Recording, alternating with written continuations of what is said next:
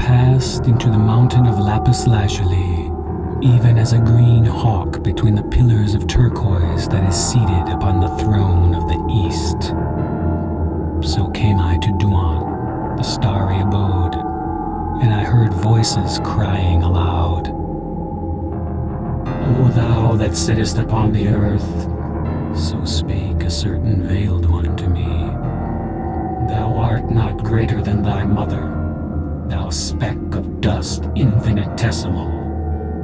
Thou art the Lord of glory and the unclean dog. Stooping down, dipping my wings, I came unto the darkly splendid abodes. There in that formless abyss was I made a partaker of the mysteries of Earth. I suffered the deadly embrace of the snake and of the goat. I paid the infernal homage to the shame of Chem. Therein was this virtue, that the one became the all. Moreover, I beheld a vision of a river. There was a little boat thereon, and in it under purple sails was a golden woman, an image of Asi wrought in finest gold. Also the river was of blood, and the boat of shining steel. Then I loved her, and loosing my girdle, cast myself into the stream. I gathered myself into the little boat, and for many days and nights did I love her, burning beautiful incense before her. Yea, I gave her of the flower of my youth. But she stirred not. Only by my kisses I defiled her so that she turned to blackness before me. Yet I worshipped her, and gave her of the flower of my youth. Also it came to pass that thereby she sickened and corrupted before me. Almost I cast myself into the stream.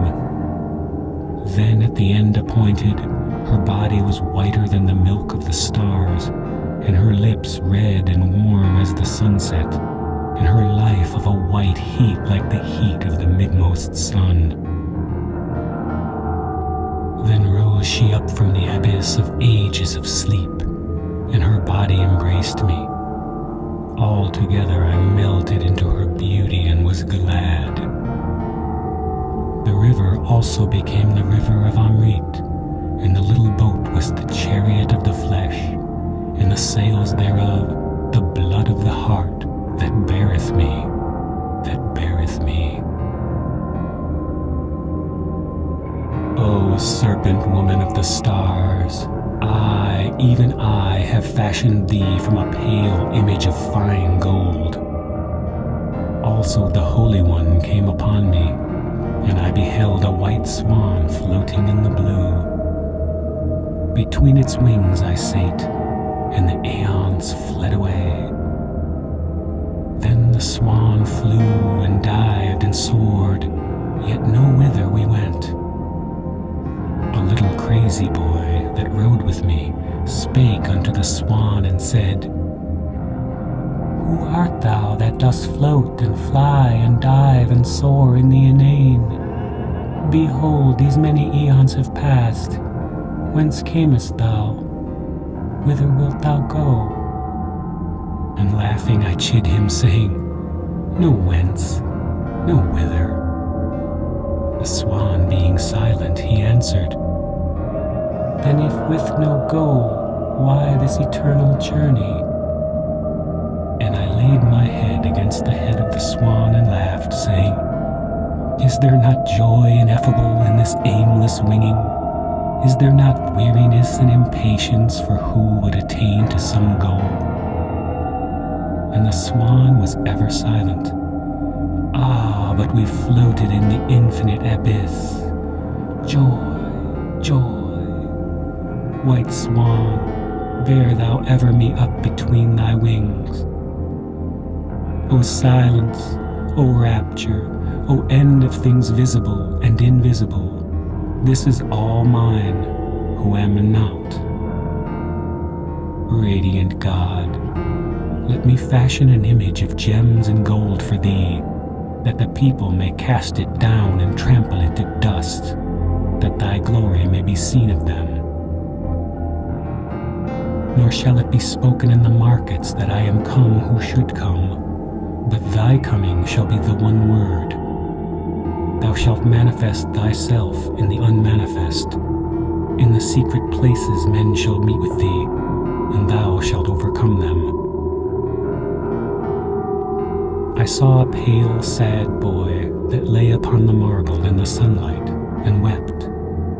By his side was the forgotten lute. Ah, but he wept.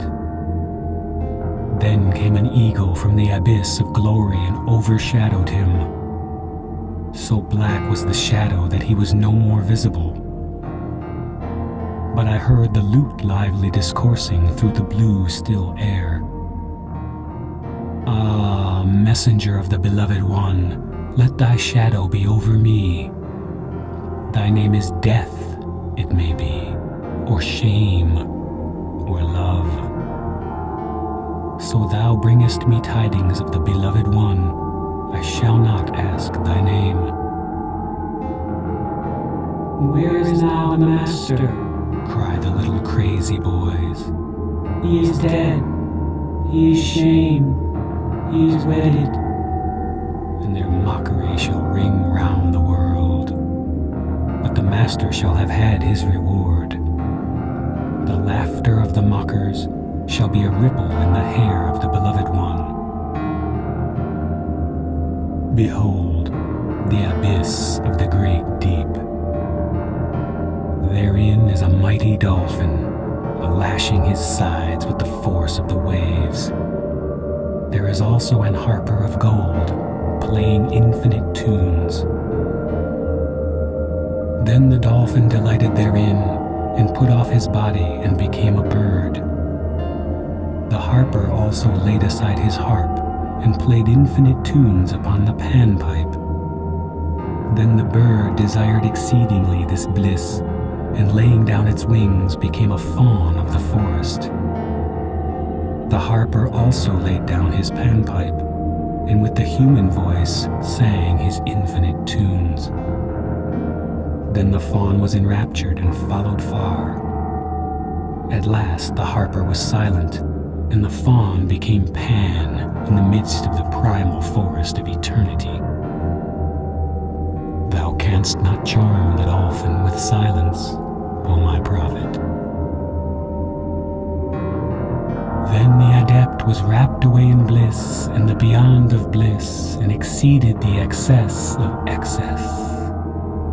Also his body shook and staggered with the burden of that bliss, and that excess, and that ultimate nameless. They cried, He is drunk, or he is mad, or he is insane, or he is about to die. And he heard them not. O my Lord, my beloved, how shall I indite songs, when even the memory of the shadow of thy glory is a thing beyond all music of speech or of silence? Behold, I am a man. Even a little child might not endure thee. And lo, I was alone in a great park, and by a certain hillock was a ring of deep enameled grass, wherein green-clad ones, most beautiful, played. In their play I came even unto the land of fairy sleep.